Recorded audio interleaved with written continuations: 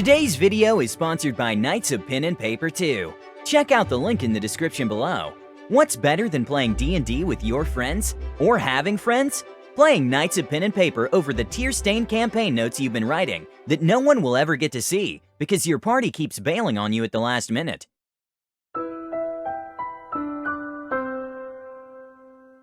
But you won't cancel on me! Knights of Pen and Paper 2 is a critically acclaimed turn-based game that beautifully and humorously recreates the pen and paper experience. Pick your characters from the roster of ridiculous stereotypes, like the goth, to truly embrace the edgelord you know dwelling deep inside of you, or the jock to fulfill a different kind of fantasy. Speaking of fantasy, here is what you came for. How the Terrible DM Creates the Most Annoying Doom Vortex, Part 1. Let me spin you a tale of the most shockingly overbearing railroading I've ever been exposed to. Offensive, not merely in its scope, but in its cruelty and foolishness, especially for having been purported by an experienced DM and player.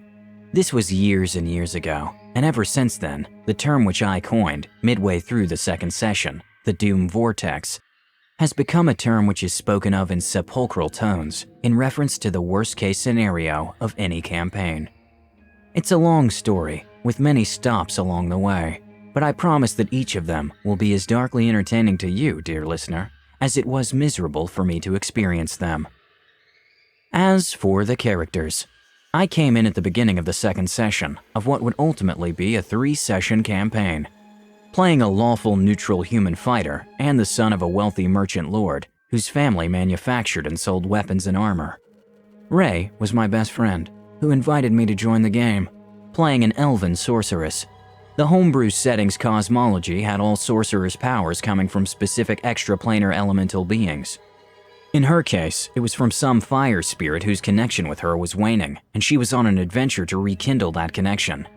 Tin Pot was the one and only warforged in this setting. Imagine the most mawkish possible version of the Iron Giant at human size and add nothing, and you get this character. I would later learn that he played this character in essentially every campaign. Zap was a warlock who was a 10-year-old girl. Yes, you heard that right. If there was an inbuilt character reason why she was a part of an adventuring party, I never learned it, but I doubt there was. She was played by the sort of fey young man who constantly worked overtime to affect every stereotypically gay mannerism he could.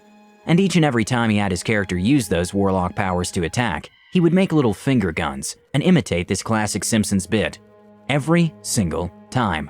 And to the best of my recollection, this was the sole bit of characterization the character ever got.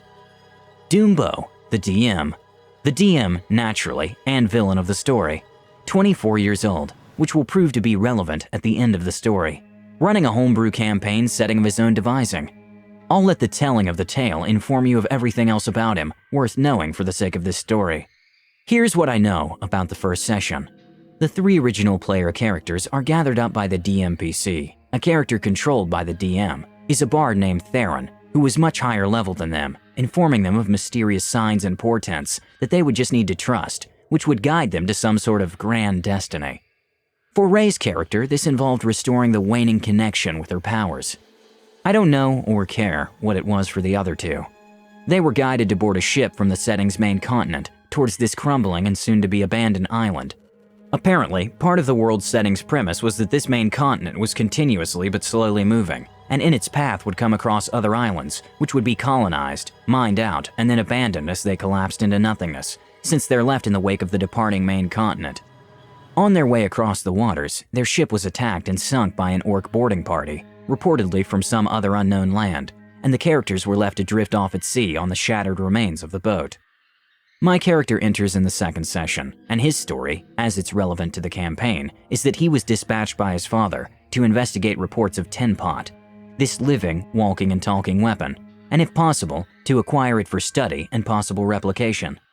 As his first session begins, he's on this crumbling island already, having somehow beat them there, as the others are washing up on shore. As my character arrives, both the characters and bits of salvage from the wrecked ship are being rounded up by the Imperial military, a local garrison answerable to the Emperor in charge of the main continent. As my character spots the magical metal man he was looking for amidst the salvage, he attempts to investigate, only to be told that all of the salvage, including the surviving party members, were now the property of the military, having been recovered from a shipwreck. As far as I can tell, this literally meant you washed up on a beach and we found you first, so you're now slaves forever. Which, ludicrous as it seems, actually fits rather well with the overall theme of the campaign. My character intervenes. With some fast-talking persuasion, he made the case that his father's house would like to acquire this property, and that acting as his legal agent in this land, I would be happy to broker an arrangement whereby they receive some top-shelf arms and armor in return for this salvage. One successful roll later, I've managed to link my character to the rest of the party. So far, so good. It's at about this point that we're attacked by a swarm of red-skinned orcs with flame powers, and there's a huge battle on the beach. Apparently, these are connected with the ones who attacked and sunk the party's boat in the previous session. We win, and I lead the rest of the party off from the beach, making introductions and whatnot. Fairly quickly, we come to an understanding. They have business to attend to in the interior of the island, and time is of the essence, since the island only has a couple of months left before it's uninhabitable. However, they understand that I just saved them from slavery, so if I accompany them on this adventure, they'll gladly accompany me back home so that my character's father can have a look at Tin Pot. At this point, we're all on the same page. The party is established. It's important to keep this in mind going forward, that we as players did this on our own, without needing DM intervention. Thus endeth Session 1. Session 2 starts. My character goes back to the inn, where he's been staying, and gets them rooms as well, and we spend the night sleeping there. In the morning, my character comes downstairs to have breakfast in the common room, and arranges a magical courier to deliver a letter to his father, updating him on the situation as it's developed so far. I actually wrote this letter up between sessions and gave it to the DM. He has the courier teleport the letter, and a half an hour or so later, as I'm finishing my breakfast, I get a reply, congratulating him on the work thus far, but cautioning him not to trust Theron, who is a prince of the realm who has been exiled. I note this, going forward. My character goes back up to his room to gather his belongings, and finds that the bedroom window has been broken, and his plate mail armor has been stolen. Since he'd only been gone half an hour or so, this has to have happened very recently. My character climbs out of the window and immediately begins to give chase. Over the course of the next half hour or so of play, I engage in various perception, gather information and such roles as I make my way through town, attempting to track what is described as a very elderly man, lugging my plate armor along behind him. The rest of the players are completely excluded, since obviously my character didn't have the time to alert them to what was going on, and all the while I was feeling both guilty for dominating the game this way, and resentful towards the DM for putting me in a position where I felt I had no other option but to do so. At last, my chase comes to an end when I learn that the thief has already been arrested and taken away. The last half hour of play was entirely pointless and wasted for all concerned. At which point, I gather the others to go see about reclaiming my stolen armor. We go to the offices of the local military garrison, where we're told we're just going to have to wait in line to be helped. We are also told that our characters stand around in the lobby for a couple of hours before someone eventually comes to talk to us about the situation. After explaining everything, we're told that the thief has been taken away to the local wizard's tower for punishment, and that my stolen armor will be in the evidence room there. Fine. As a player, I'm getting more and more frustrated that my meaningless, aimless, he came down for breakfast without his armor on subplot is dominating everyone else's time situation. But I guess we're doing this now. We go to this wizard's tower, and I'm shown to where my armor is, and I'm told that I'm going to have to pay a hefty fee to get it back, in order to pay for the services of the guards who reclaimed it. Fine. As a player and as a character, I just want this to be over with, so my character hands over several gold pieces and proceeds to put his armor back on.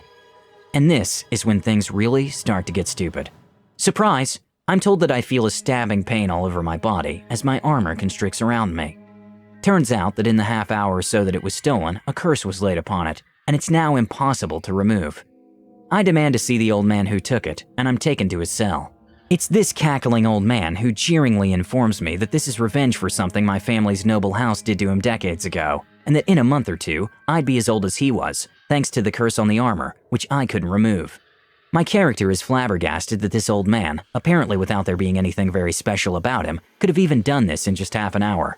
I mean, for him to point out to the jailers that he has, for all intents and purposes, just killed me, that I would be dead within months.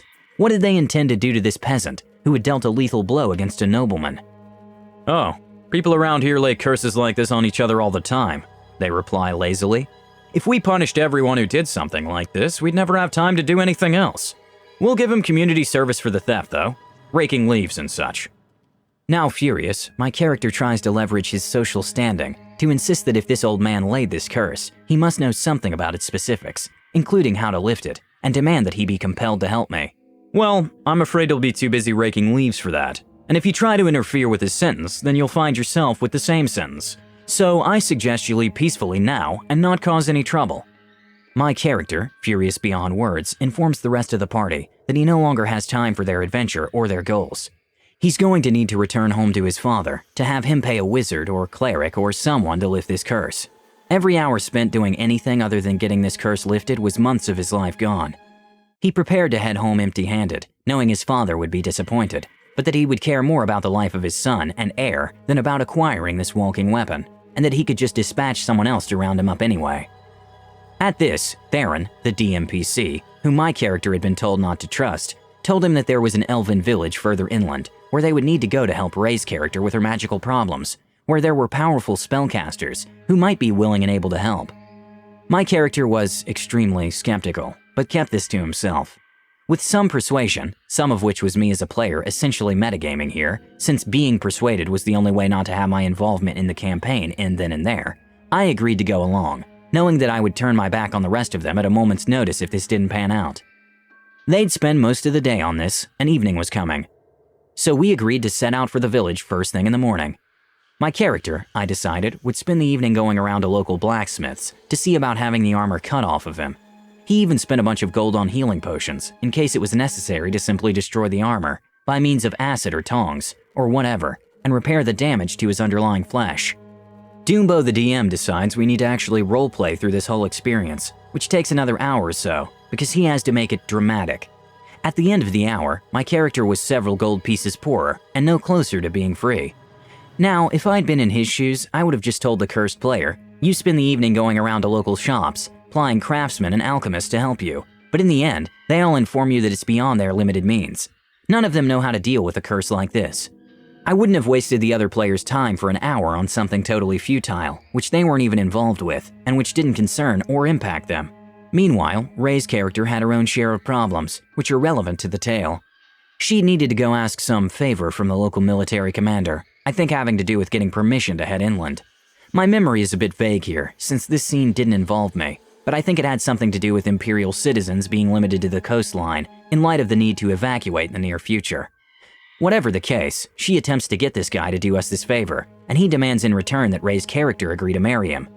Ray is given some sort of knowledge roll regarding this guy, and is given the information that it's widely known that he's married something like 10 women in the past year or two, and they've all gone missing on their wedding nights, and it's only his important position which has insulated him from a murder investigation. Ray's character demurs from agreeing, and the commander makes it clear that he's not prepared to take no for an answer. The commander earnestly made the following demands, or commands, if you will, that they would be married right there, right then, and that he could call in the military chaplain to do the honors. One charm person spell later, and she'd managed to convince the newly pliable military commander to let her character go free. Naturally, she was very eager to get going to this elf village as well when we all met up again. So, we get moving in the morning. My character is furious and miserable, and along the way, I ask if there are any rivers or streams in sight. Finding the answer to be affirmative, I have my character wade into the water, pointedly looking away from the party, and have him piss and shit his pants, because with the non-removable plate armor over him, he's physically incapable of pulling them down to do his business. I don't do this to be gross. I'm making a point of just how utterly miserable this curse is, and the different dimensions of his need to be rid of it. He stands there waiting for the water soaking through his clothes to wash the filth away, as much as possible, before resuming the journey. Before we discuss the video, one more quick word from our sponsor. Form your party of sorcerers, paladins, clerics, and the multitude of other classes. Seriously, there is a whole bunch, and embark on an adventure into dynamic dungeons. Use skills and spells in epic turn-based combat to defeat monsters, and gain fat loot and EXP. And what's the best part? Aside from the hours of fantastic and funny gameplay, it's completely free on iOS and Android, and not the bad free, the good free, where you grind the game, not your wallet. So roll the dice and get started now. Check out the link in the description below. Have you started counting the red flags yet? Let this be a lesson to every DM out there. No one likes waiting in line in real life. Why would you make your players wait in line in game? And this is just part 1. Please let us know what you think and comment below. Don't forget to subscribe to our channel, All Things D&D. Our next video will be posted in 3 days, so stay tuned for more amazing Dungeons & Dragons content.